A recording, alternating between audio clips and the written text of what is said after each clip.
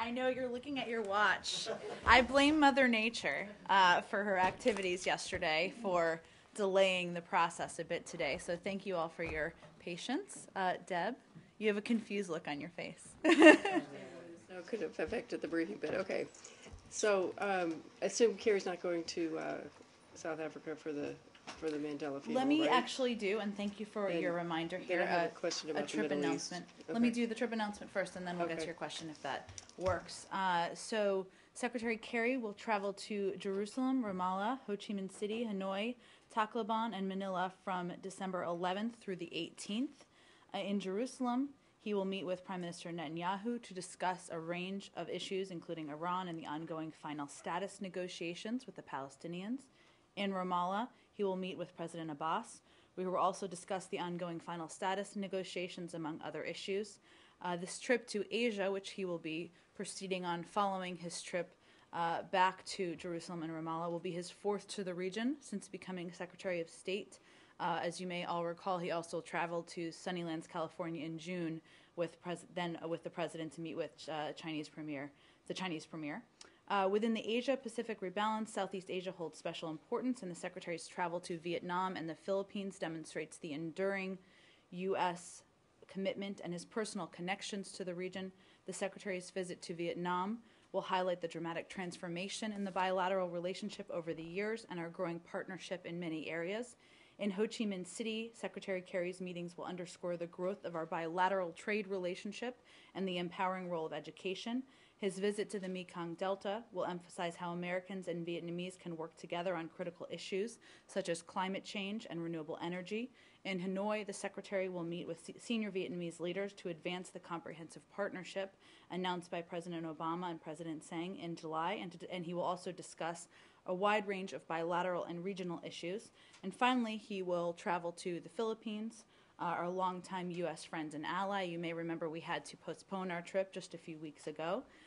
In Manila, he will meet with senior Philippine officials to discuss ways to build on our already strong economic, security, and people-to-people relations.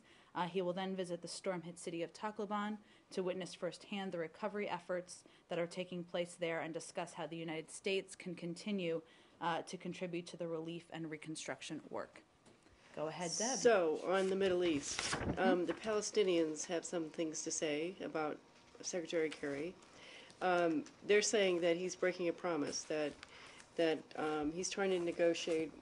He's breaking a promise that he would negotiate a final agreement, okay?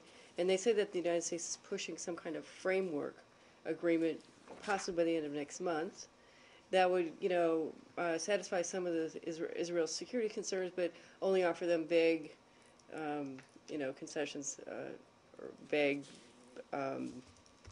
promises that they want. And they say this seems like this is like an interim deal, and it's something that Kerry has said that he would not negotiate. So I need a reaction to that. Absolutely. Well, I know there have been a range of reports, many that you're referring to. Just to be absolutely clear, we are not focused on an interim deal. We are focused on a final deal. There, of course, will be a process to getting there. We remain committed, at both sides, I should say, most importantly, remain committed to the 9-month time frame that they committed to in the beginning. There is, of course, a security component, which is very important here, and the Secretary has spent a great deal of his time recently and spent a great deal, part of his trip last week, discussing and briefing both the Israelis and the Palestinians on those issues. But there should be no confusion.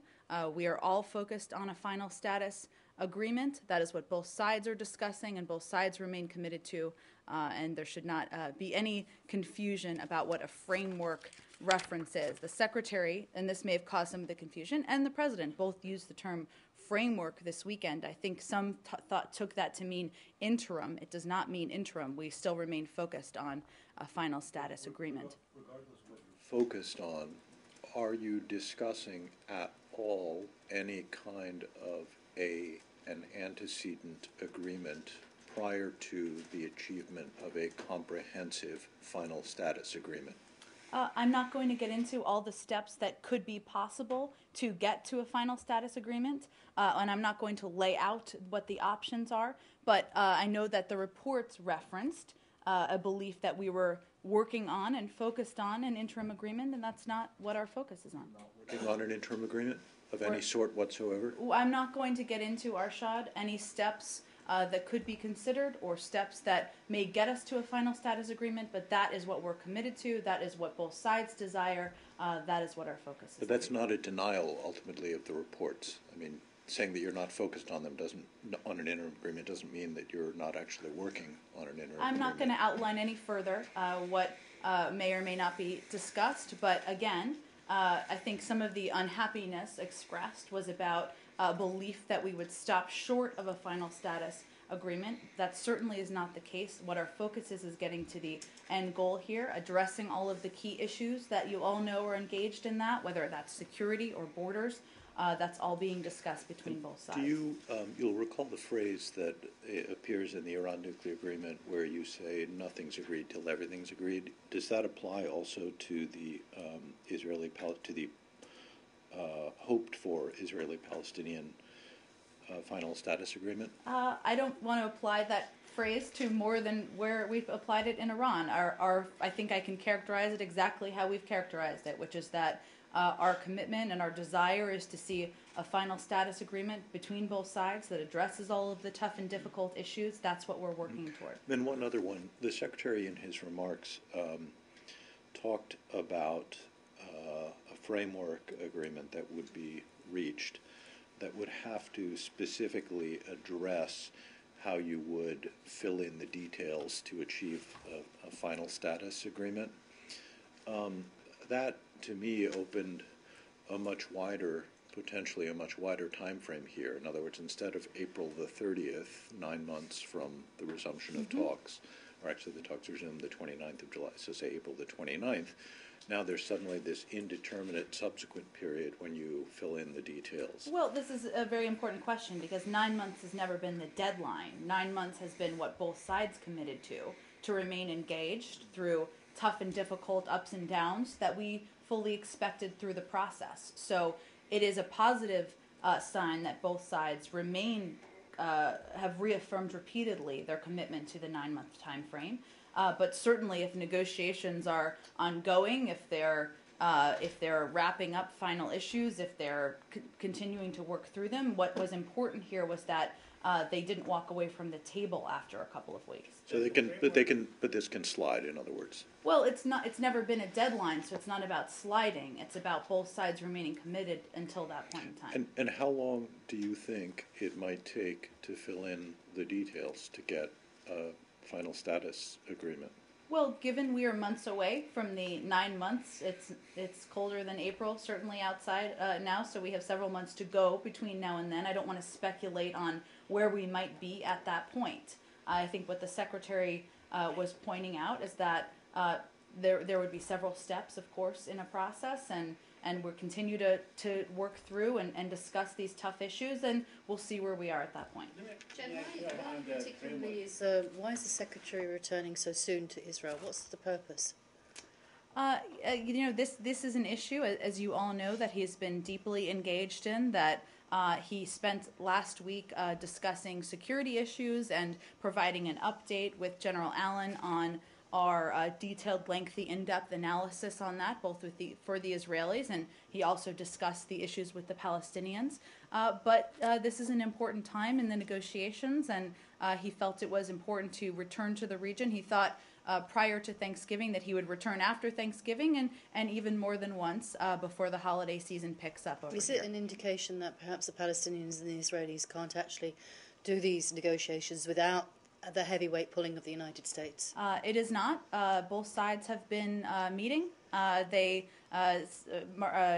Martin Indyk continues to act as a facilitator and has spent a great deal of time on the ground, as you know. So they've been meeting without the Secretary engaged or without the Secretary in the region, certainly. But he is continuing to work through many of these challenging issues with both sides. It just shows his own personal commitment to this issue. So last week there was there was some discussion on the security issues, which you just mentioned, and the Palestinians have reacted rather strongly against that. And in fact, one of the Palestinian team, Yasser Abad Rabu, is saying that the ideas presented are driving the the talks to an impasse, that the Palestinians can't accept what's being put forward on the table in terms of security, and these talks are going to be a total failure? Well, there have been a range of comments over the course of the last few months calling these talks over as well, but they are continuing, they're sustained, they're serious.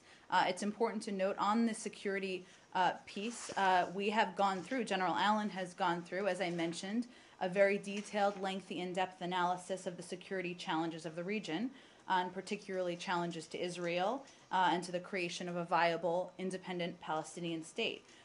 What they did last week was brief, what General Allen and Secretary Kerry, I should say, did was brief Prime Minister Netanyahu and his team.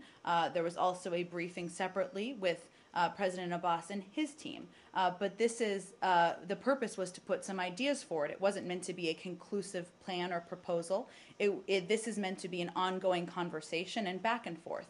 And there is certainly acknowledgement from both sides that security is a vitally important issue to discuss, and one the Secretary feels needs to be a part of any final status agreement. Well, and one more from me on this as well. There's some reporting out of the region in some of the Israeli newspapers that the Secretary intends to withhold the next release of Palestinian prisoners in a bid to try and put some pressure on the Palestinians to come on board more with the plans. Could you address that?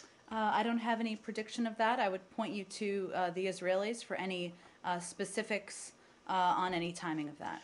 Well, no, I mean it's not. I mean they're not. It's not the Israeli newspapers are reporting that the Secretary is intending to delay the release of the prisoners. Well, is that we correct? wouldn't be delaying anything because we wouldn't be releasing anyone, but I'm not going to get into any more specifics about discussions going on privately. I would point you to the Israelis for any specifics on the timing of when a next release might be. Framework agreement that you talked about, does that include maintaining Israeli military presence along the Jordan River?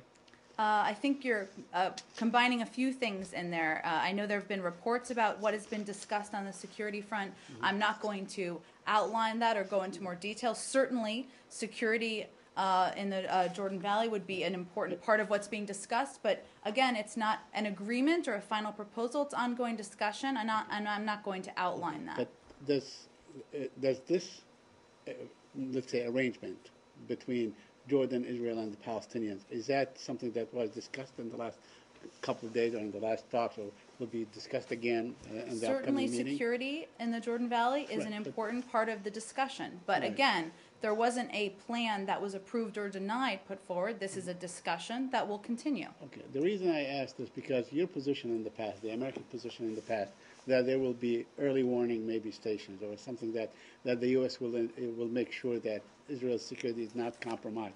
But this is really quite a step back for you guys to agree to the potential of Israeli military Said, presence along the Jordan I haven't River. outlined what has been or hasn't been agreed to, and I haven't even said if anything has been agreed to. Is this this- is an ongoing discussion. Right.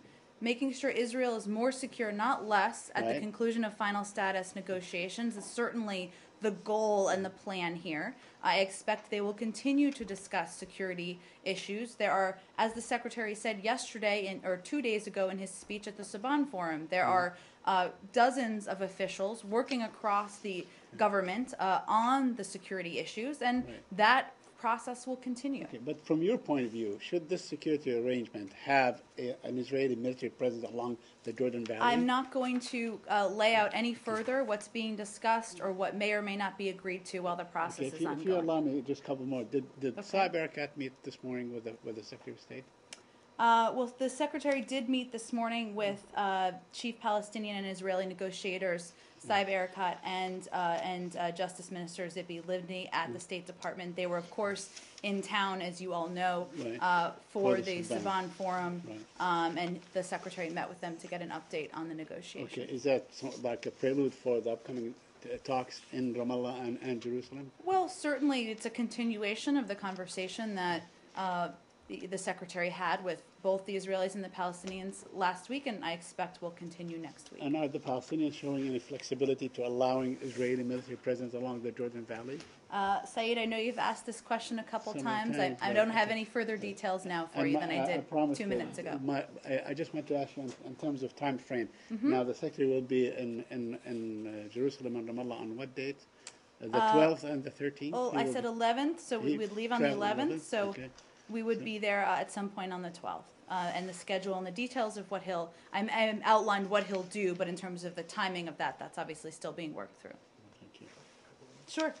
The Secretary, on his upcoming trip back to the region, plan to put forward any additional U.S. ideas or thoughts as he did on the last trip? On the security front, On the security fort or anything else?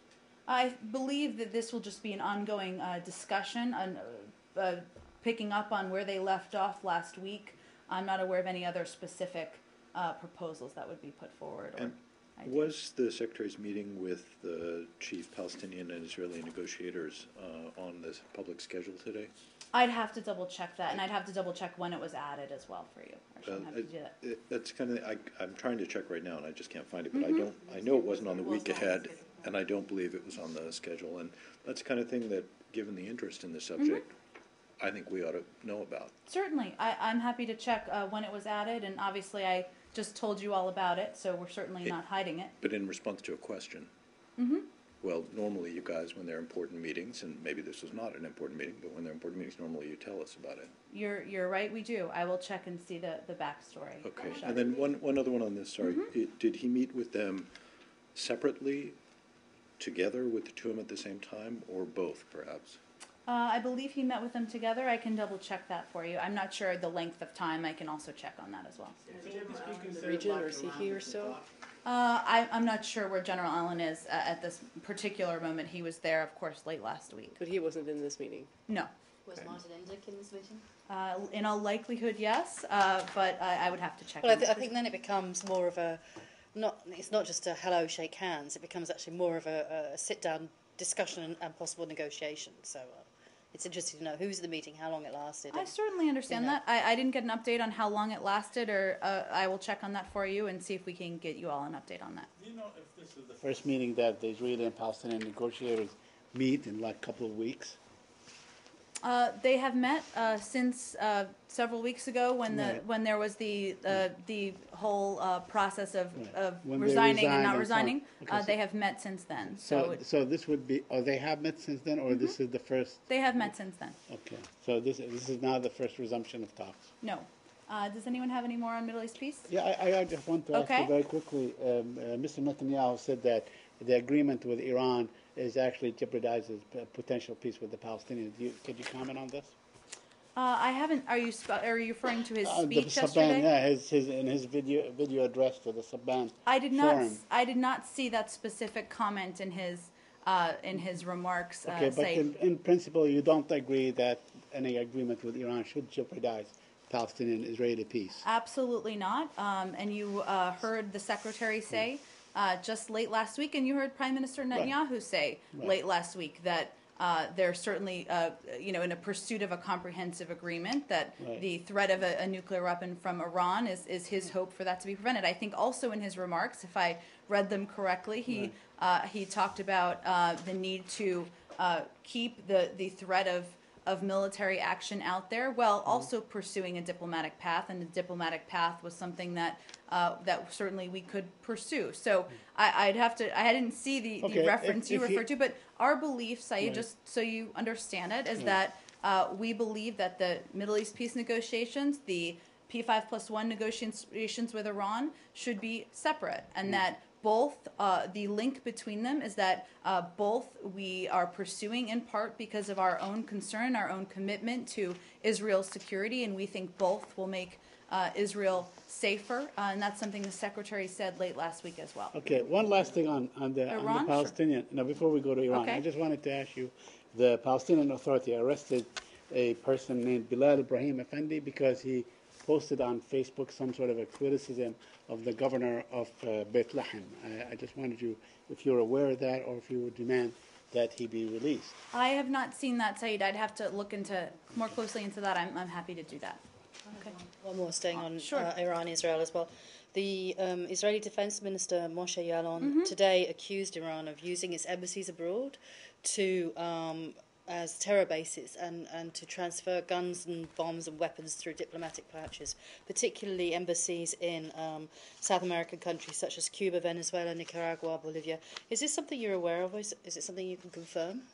I don't have any confirmation of that. I'm happy to check in with our team and see if we have more to offer. Obviously, broadly speaking, it's important to note here that while the negotiations and the discussion with Iran have been focused on the nuclear program, and obviously we have the first step agreement that we're working toward a comprehensive agreement, there still are remaining concerns we have, of course, about Iran and whether it's human rights abuses or it's other activities that they engage in around the world, but I don't have any confirmation of that. I can see if there's more we can say. I mean, he didn't provide any evidence, and I'm just wondering if his comments are actually feeding into more the Israeli narrative against the Iran nuclear deal. Well, I believe he will be here this week and be participating in a briefing on Iran and on the negotiations. So I'm sure we'll discuss issues and concerns he has, as well as where we stand and where we think things are going.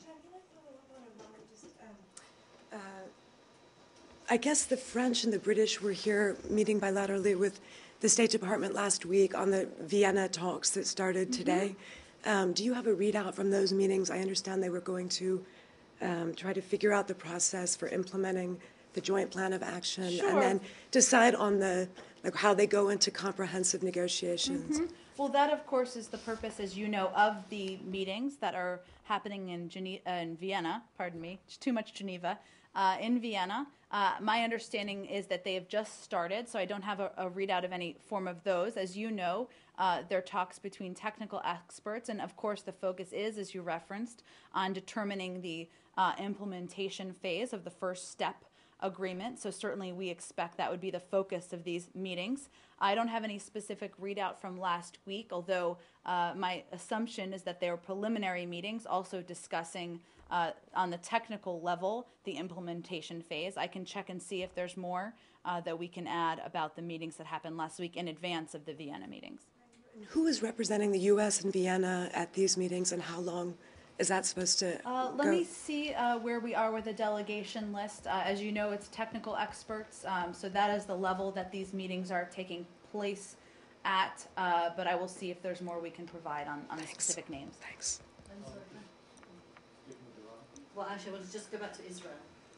There was a meeting yesterday between Secretary Kerry and his Israeli counterpart, Avigdor Lieberman. We haven't had a readout of that. Sure, let me give you one.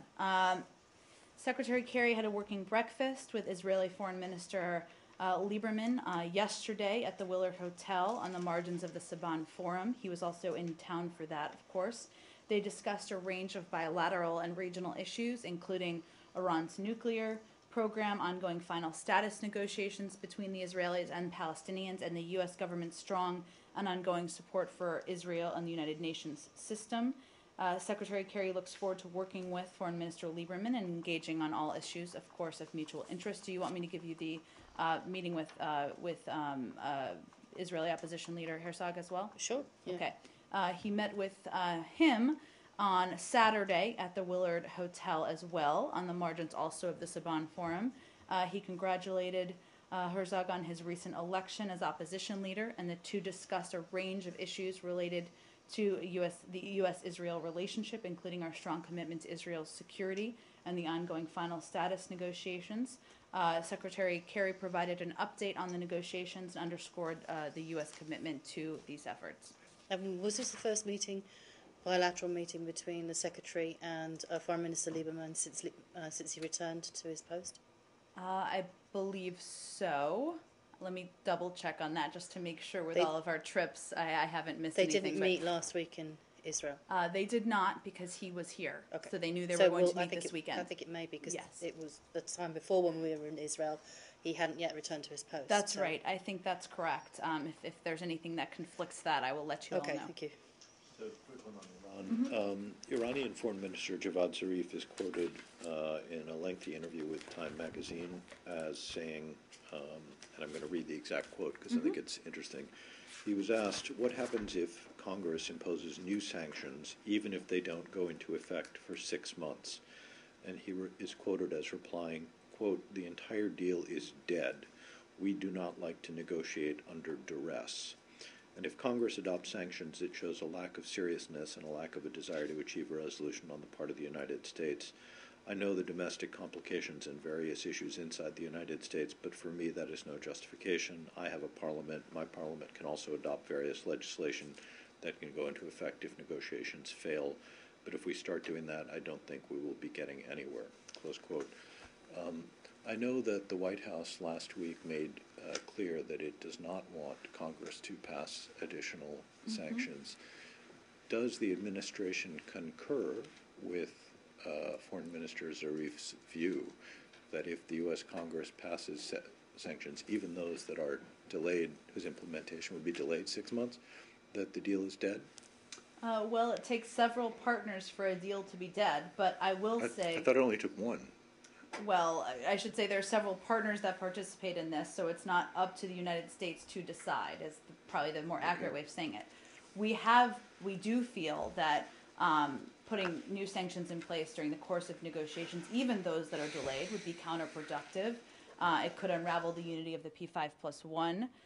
It could certainly put the negotiations that we have all worked so hard on, that we believe is the best chance we've had in a decade to achieve a peaceful outcome, at risk. And that's why, as you all know, the Secretary is going to be going up to Capitol Hill tomorrow to testify before the House, and he will certainly be making that point. Now, on the flip side, he will also be conveying that if the Iranians fall back on any part of the agreement, if they don't abide by the agreement or they violate it, then we would certainly be leading the charge to put more sanctions in place. So the ask here is to hold off on putting new sanctions in place while we're pursuing a comprehensive agreement, because we feel this is the best chance to pursue a diplomatic outcome. Have the Iranians not lived up to their commitment thus far? I mean, it's been like 3 or 4 weeks since the agreement. I have not stated they haven't, and I don't believe anyone has claimed they haven't. I'm not asking you to state. I'm saying, you, as far as you know, have they broken any of the commitments that they made? Not that I'm aware of, Saeed. As you know, because we just talked about the implementation phase, we also have not officially begun the implementation phase. That's what the technical experts are meeting about now. Now, at the same time, there is a spirit of the agreement and negotiating in good faith. And that's why, for us, not putting sanctions in place is certainly a step that we are encouraging Congress not to take. When the Secretary goes to Capitol Hill tomorrow, and he, you said that the flip side, he's going to tell them that if they break and so on, will he also tell them that so far Iran has stuck to its commitments, and this is really a show of goodwill? Well, we'll see what questions come up. As you know, there certainly is a back and forth. The Secretary himself is not and will never be the monitor of this process. That's why we have an entire system in place to monitor. But certainly, being able to monitor the facilities that are in Iran and ensure that, to the degree possible, they're not violating any step is an important component of the agreement. How do you talk to people who are, your allies on Capitol, like Steny Hoyers and others, who are really pushing for sanctions? You will hear the Secretary convey to them that he has been a tremendous advocate of sanctions and the effectiveness of them in the past, as has the President. But no one has ever thought that we were putting sanctions in place just for the purpose of putting sanctions in place. Part of the goal was to put necessary pressure on to bring Iran to the negotiating table. That's a point we're at. We still have more work to do. There is implementation to do. We need to work towards a comprehensive agreement, but we need to give this process an opportunity to succeed. Anyway, go ahead, Arshad. Let's finish Iran, and then we'll go to the next topic. Go ahead, Arshad. So there's actually a relevant sentence in the agreement, which I'm trying to pull up. Here it is. The agreement commits the United States, keeping in mind the different responsibilities of the U.S. Congress and the President, not to impose additional sanctions. So the executive branch committed not to impose additional sanctions. Does that mean that if the Congress were to impose additional sanctions, the president would be obliged to veto them? Well, I'm certainly not going to predict a veto. I've been in this town long enough not to ever do that.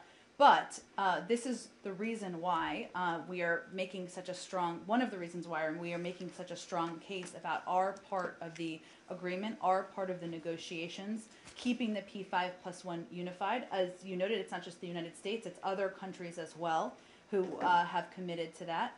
And we are hopeful and that Congress will take the step, will not put in place new sanctions, because as we've discussed, it would certainly put the entire process at risk. But I think it's important here because the administration made a commitment, and it says here, the U.S. administration, acting consistent with the respective roles of the President and the Congress, will refrain from imposing new nuclear-related sanctions.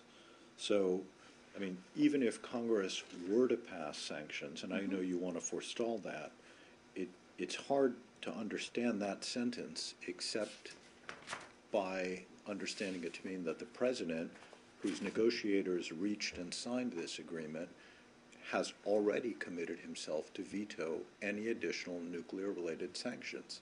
Well, I don't believe that's a statement the White House has made, and it's a hypothetical at this point. There's not a bill on the President's desk, so that's why the Secretary is going up to the Hill tomorrow. Undersecretary Sherman is going up later this week, and we're continuing to make the case. I fully grant you that there's no bill on his desk, and I fully understand your reluctance to commit the President to a veto, but I don't see how you can read that statement, if it is to have any meaning, right, without it meaning that he has to veto nuclear-related sanctions.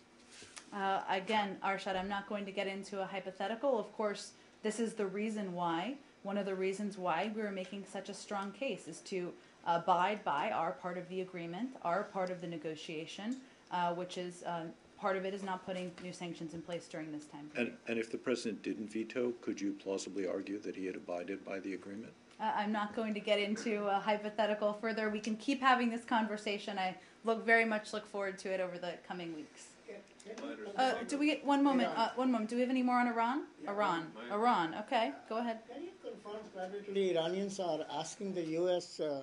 Easing of sanctions because of economic problems back home, and also they are putting pressures on those countries who are, in fact, on the list of sanctions, including India, like to have influence on the U.S. As far as their economic problems back home? Well, Goyle, as we've long said, certainly the strong impact, the devastating impact on Iran's economy that sanctions have had is part of the reason we believe that we are at the point we were at, because they put the necessary pressure on, because President Rouhani felt that ran on a platform of helping grow and reinvigorate the economy, and that's an important piece of that. In terms of communications they're having with other countries, I would point you to them. Do you have one on Iran? Yeah, my understanding of what has been proposed in the Senate is the new sanctions that wouldn't go into effect until after this 6-month period is over. What is the rationale for not allowing that to go forward, or for being against that? And would that contradict what Arshad is asking about, the agreement that the Americans made to not institute new sanctions during this time period, since that would go into effect after that time Well, I period is over? believe I referenced, but let me reiterate in response to Arshad's question, that includes, in our view, any sanctions that even would include the 6-month delay. Part of the issue here, the justification or the argument, is that we know and agree that sanctions have been effective. The president feels that way. He has been a strong proponent of them, as has Secretary Kerry when he was chairman of the Foreign Relations Committee. The issue now is, what can we do to help the next 6 months, how to proceed over the next 6 months toward a comprehensive agreement. It doesn't prevent us from putting new sanctions in place at any point if Iran violates an agreement, if at the end of it we don't come to a comprehensive agreement, and we reserve that right, and the Secretary will be leading the charge toward that. But issue now is how can we keep the P5+1 united? How can we abide by the spirit of the agreement? And that's why he'll be making that case tomorrow. So the administration doesn't feel that additional pressure that would go into effect 6 months from now would help it? We always have the option of putting new sanctions in place, whether that's 8 months from now, 4 months from now, or whenever we deem there is support for sanctions. They've been effective. The question is what we can do now to create the best environment to moving this diplomatic process forward. Sure. Why, in your view, would I understand why the imposition of additional sanctions, even those delayed for 6 months, would annoy the Iranians. Mm-hmm. What I don't understand is why you are convinced that the United States imposition of additional sanctions would shatter the unity of the P5+1. Why would it? Well, I think part of it, Arshad, is that this is also the nature of the agreement, the spirit of the agreement. And so would some country characterize that as putting new sanctions in place? Certainly, that's possible. And the question for us is, what's the need and what's the purpose? We could put new sanctions in place very quickly at the end of 6 months if we wanted to. And if we are at that point, because Iran has not abided by the agreement, we haven't moved the process forward, certainly the Secretary would be supportive of that. But the question is, what is the need? Right now, we're working towards a comprehensive agreement, and we believe that this is the best step to take is not to put new sanctions in place. Sure. Or do we have any more on Iran? Just one last, if we would take it, who did the UK non-resident charge to Iran, Ajay Sharma, see from state last week? I will see if there's more we can share. Absolutely. Thanks. Secretary Hagel was in Afghanistan and also in Pakistan. In Pakistan, he met with the high-level official, including Prime Minister. Was he carrying any message from the Secretary of State, and of course, Mr. John Kerry, as far as tensions in the region are concerned, including China and Pakistan, India, and among others? Well, as you know, Secretary Kerry and Secretary Hagel speak frequently, and they're old friends, in fact. And so, oftentimes they're communicating similar messages. In terms of a specific message taken, I'm not aware of that. The Secretary, of course, has his own, discussions and chain of contact as well. But I would point you to DOD for any more specifics on Secretary Hagel's visit to Islamabad. The major tension is now China because of the new zone and also. Is that, can you confirm, because Chinese behavior is because of the U.S. announcement of focusing on Asia Pacific? I can't confirm that. I'd point you to the Chinese and the Pakistanis on that. Do we have a new topic? Can you stay on Afghanistan? Okay, go ahead, Lal. Do you have any update on BSA negotiations? BSA talks, when it's going to be signed? Have you heard anything from President Karzai? I don't have any specific update in terms of timing or anything along those lines. Let me just say, because it's important to, of course, reiterate that in our view, we've concluded negotiations. A prompt signature of the agreement is necessary to provide Afghans with the certainty they deserve regarding their future in the critical months preceding the elections. That's a message we're continuing to convey on the ground, and we'll keep working at it. And has Secretary called President Karzai in the last few days? I don't have a call for him in the last few days. And you haven't heard anything fresh from President Karzai on BSA signing? I don't have any new update from his end. East Tennessee. On Turkey? Okay, let's do Turkey first, and then we'll go to East China Sea. Does that work? Go ahead, Turkey. Two quick questions. One on freedom of press. The current government in Turkey and the Turkish intelligence and the military altogether sued one newspaper and the reporter because of the national security leak, and the Prime Minister accusing the journalists what he did was treason. Do you have any reaction to that? I certainly don't have all the details on it, so I'd point you to the government of Turkey for any specifics on the case. Okay, there is another law is draft about the assembly, freedom of assembly, and it basically protesters can be sentenced anywhere from 2 to 5 years in prison if they are found illegally disrupting public services. Do you have any comment on It's that? a draft law in Turkey. I'm happy to talk to our team and see if there's more we can add. Of course, broadly speaking, you know how we feel about media freedom and freedom of expression, but I don't have all the details of this law specifically. So I'll about the talk to first them. question, that freedom of press, you have not heard about the Prime Minister's reaction and calling the treason and launching investigation and I certainly have trials, or- seen the reports, but I don't have any particular comment on it. Okay. East Tennessee. Sure. Yeah. The South Korea, has announced the expansion of the ADIZ yesterday, and I know, you released the statement. I think it's yesterday. The United States appreciate South Korea's, effort and action, which is in a responsible and deliberate fashion.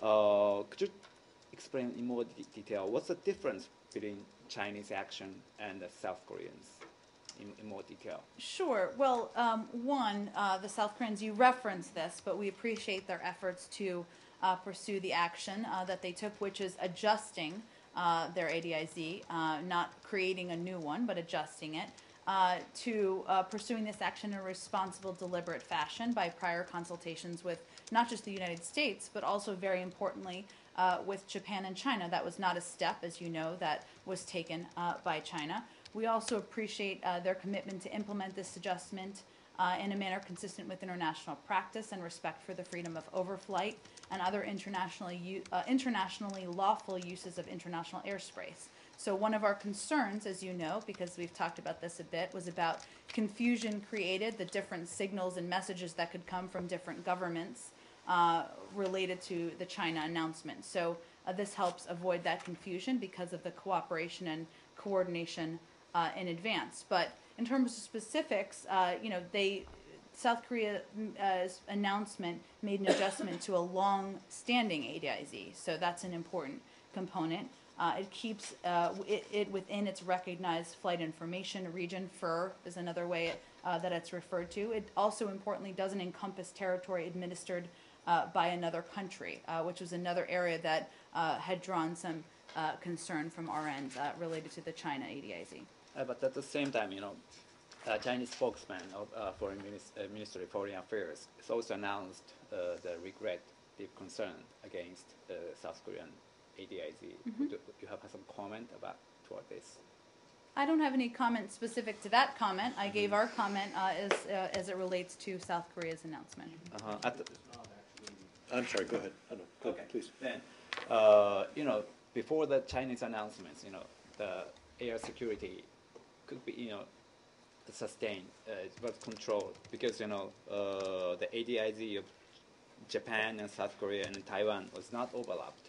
But after the announcements of Chinese ADIZ, as you know, now the ADIZ of Japan and China and South Korea and Taiwan was overlapped. So, how do you analyze this condition, and are you concerned about the miscalculation about this? I'm not sure I completely understand your question. Are you asking what we were concerned about, or can you try? Concerned about the overlapping of these 4 countries in the regions. I think the question that was the same that I wanted to ask, which is exactly that, which is to say you now have ADIZs from different countries that overlap. Could that not in and of it, does that not raise concerns to the United States, and could that not in and of itself cause confusion, accident?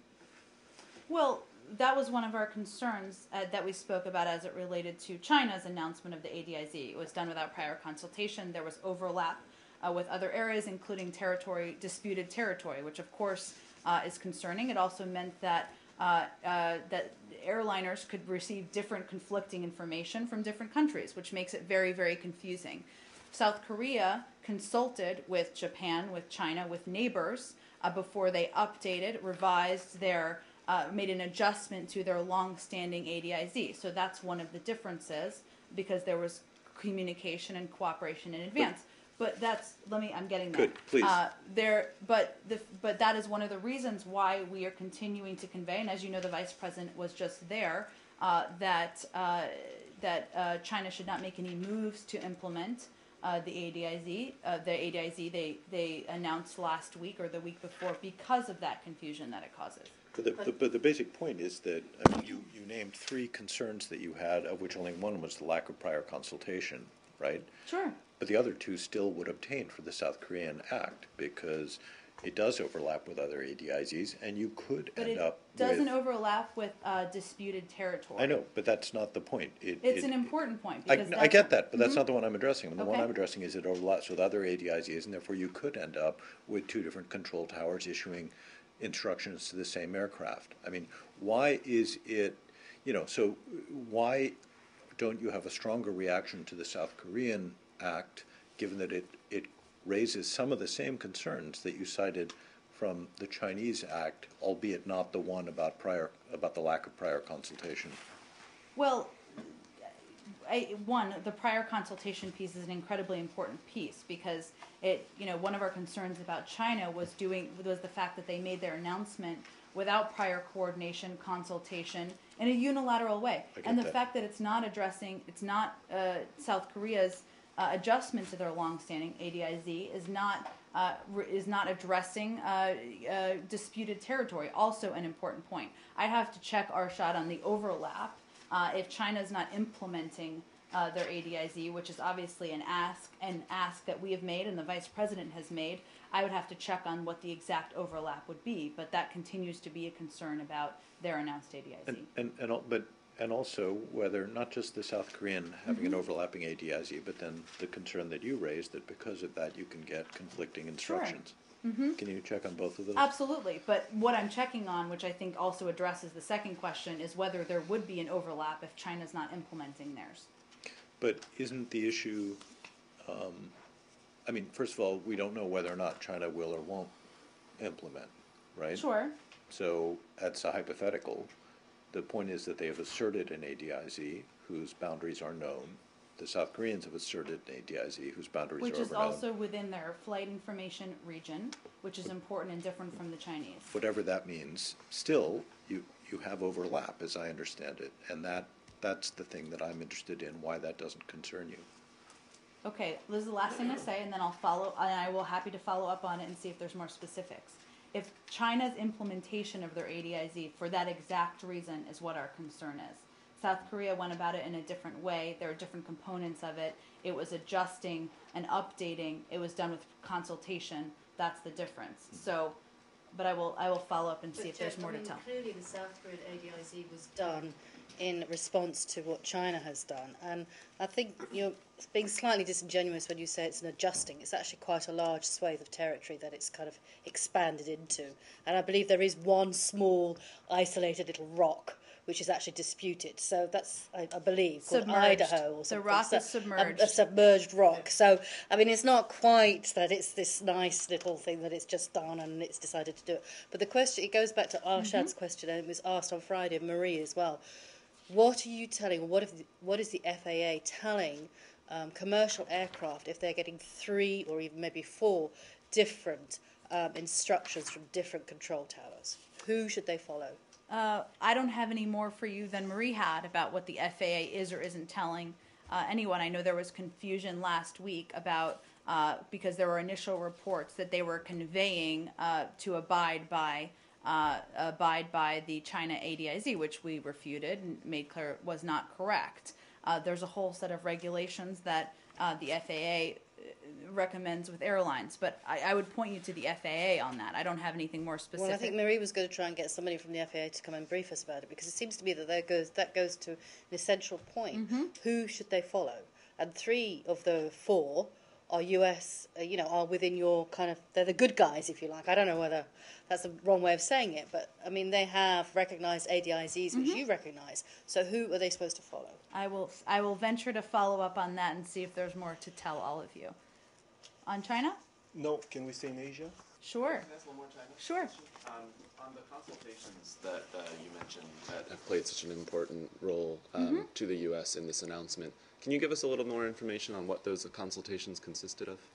How so? In terms of, was it telephone calls? Was it face to face? When did it start? Vice President Biden was just in the region. He met with President Park. They discussed China's attempt to unilaterally change the status quo by announcing their ADIZ.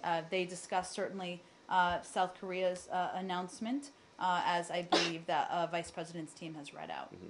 Were there other contacts made between the State Department and counterparts in South Korea? Oh, well, we've been in close contact with them, certainly, but I think the most important and most relevant update is that the Vice President was there recently, and they certainly discussed these issues. Thanks. Go ahead, Nicholas.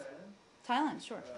You have put out a statement expressing strong support for democratic institutions and the democratic process in Thailand.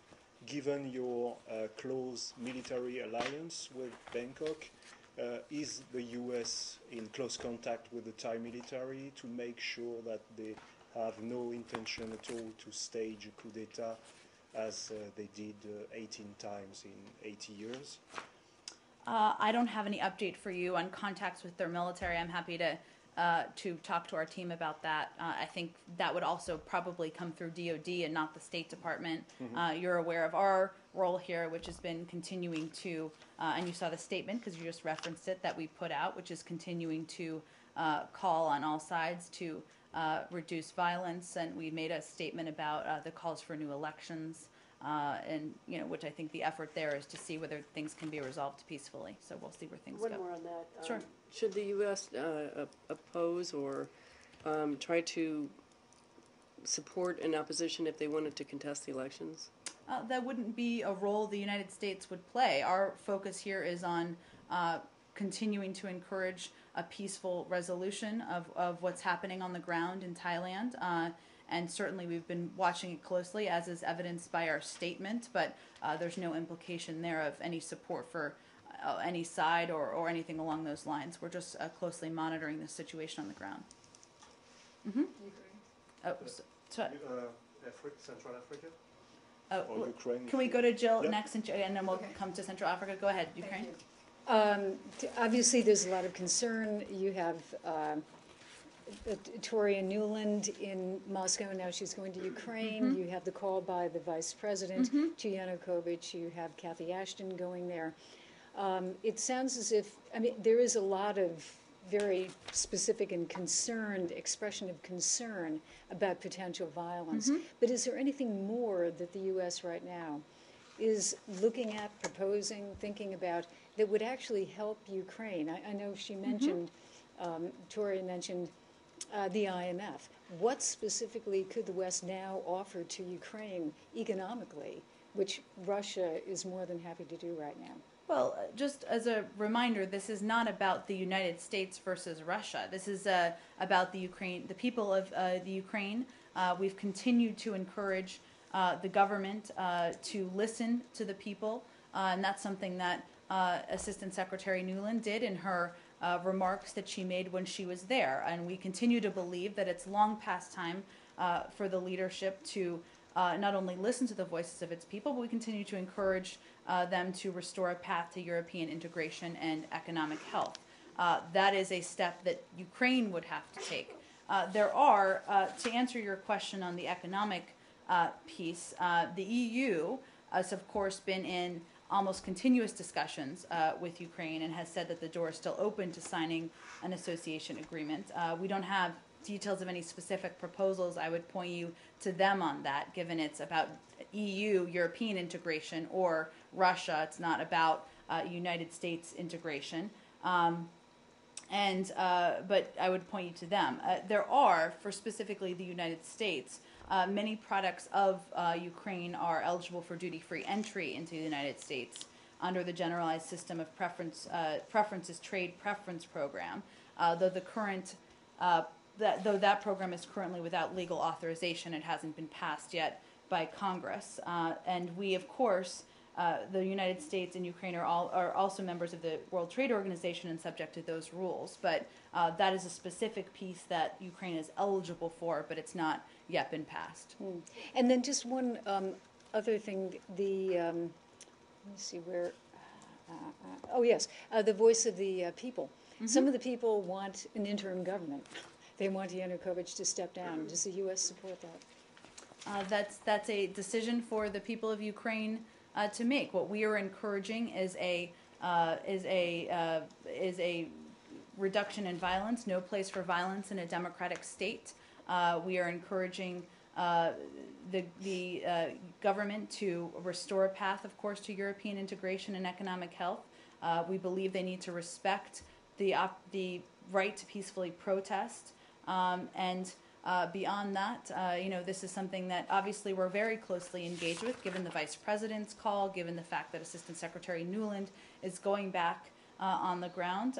But we are as engaged as we can be, and we continue to remind them that there is an ongoing path open to European integration. What kind of products are eligible for entry? That's a good question, Joe. I'd have to check on what would qualify in that category. So let me take that and see if there's more. But this is legislation. You said it's not been passed by Congress. Correct. Yet. Mm-hmm. So would that be something that you would encourage Congress to pass?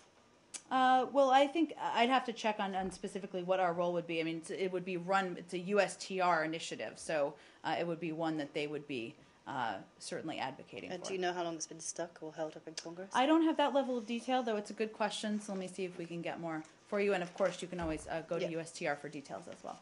Jen, have you seen George Clooney's video? And I know he's been previously involved in places like the Sudan. Has he been in touch with the state on some sort of role in the Ukraine? I have not seen his video. Oh, I'll okay. have to take a look at that and see what he has to say about events in Ukraine and on the ground. One other Russian one. The Russians are now responding to a proposal by the U.S. apparently to lobby at the UN Human Rights Council for language about non-discrimination based on sexual minorities or sexual orientation. And the Russians are saying they're going to oppose that. And they're specifically today commenting on what the United States wants. So what does the U.S. think about the Russian decision to oppose attempts to include sexual orientation? This is language before the UN? Yeah, I think in the Human Rights Council. I'd have to check on that, Jill. Let me talk to our UN colleagues. It's a direct answer to what the State Department is saying. Sure. Let me check on that, and we'll see if there's more we can share with all of you. Sure. North Korea has confirmed that Kim Jong-un's uncle has been dismissed, and it accuses him of a great many criminal acts, among other things, mismanaging the economy, corruption, womanizing, drug taking. Do you have any comment on the latest shake-up within the senior echelons of the North Korean government? We do not. I know you asked Marie about this. I asked our team about it. We still do not have anything more to offer from here. One more North Korea. Sure. Is there any plans to debrief Mr. Newman? And whose job would that be? Well, as you know, he was, we often do and always do briefings. I should say we often do briefings. When a U.S. citizen returns home, I understand there was an opportunity to do that. Certainly, we always are open to having further discussions. But of course, he just returned home and is with his family, and it's the holidays, so I don't have any prediction or update of future briefings. So they have already talked to him, or someone has? Well, of course, they did. As you know, also our officials, our U.S. Embassy officials met him in Beijing and were a part of that process as well. So U.S. Embassy officials in Beijing saw him and talked to him. Has anybody else talked to him or seen him from the U.S. government? I don't have any other details on that, but we're certainly open to discussing, having briefings with him in the future, but I don't have any prediction of that. But what I don't understand is, has anybody talked to you? What you said earlier in response to Deb's question implied that there were two conversations with him. No, I didn't mean to imply that. I apologize. So it was just at the embassy? It was just at the airport by the embassy officials in Beijing? I don't have that. I can check and see if that was who had the discussion with him, if there were any other officials. Not that I'm aware of. Has someone asked to have additional discussions with him, and has he said yes, no? Or? Not that I'm aware of. Again, I think this is an issue, just as a reminder, this is someone who was in North Korea for a couple of months. He's returning to his family. We're always open to having these discussions and briefings if there are none planned at this point that I am aware of. And of course, it's the holiday season. But I will check on Arshad's question if there's more If there's granularity I can convey. If there to was you. any other official spoke to him other than the U.S. Sure. Embassy officials And when in are you Beijing? asked to talk to him again? And what did he tell them? I mean, was he treated well? Was he treated badly? Was he tortured? Was Well, he? he's spoken himself about this, so I would point you to the public comments he made, and certainly as a standard, we wouldn't give a reading out of private conversations we had with him. Do you have any idea why he was freed? We don't. I'm not going to speculate on North Korea's motivations. And do you have any sense of whether this might presage or presage, I've never known how you pronounce that, any movement on the case of Mr. Kenneth Bae? Well, as we noted in the statement that we released, it of course throws into sharper focus the continuing detention of him. It's an issue that we remain vigilant about, and we continue to work with our Swedish protecting power on that. I don't have any update, unfortunately. The last visit that they were able to make was on October 11th. State Department officials last spoke to Mr. Bae's family on December 4th, and we continue to communicate very closely with them, but no update to report today, unfortunately. Go ahead. Central African Republic. Yes, Central African Republic. It's probably more a DOD question, but let's try. I like your spirit. U.S. officials traveling with Secretary Hagel have just announced that the U.S. military will fly African Union troops to Central African Republic. Is there any plan to do the same with French troops? I mean, U.S. military flying French troops to this country. And politically, are you okay with dealing with the president who is in place in Bangui, or are you calling for regime change? Well, I'd certainly point you to DOD on the specifics, you are right, of the reports of an airlift.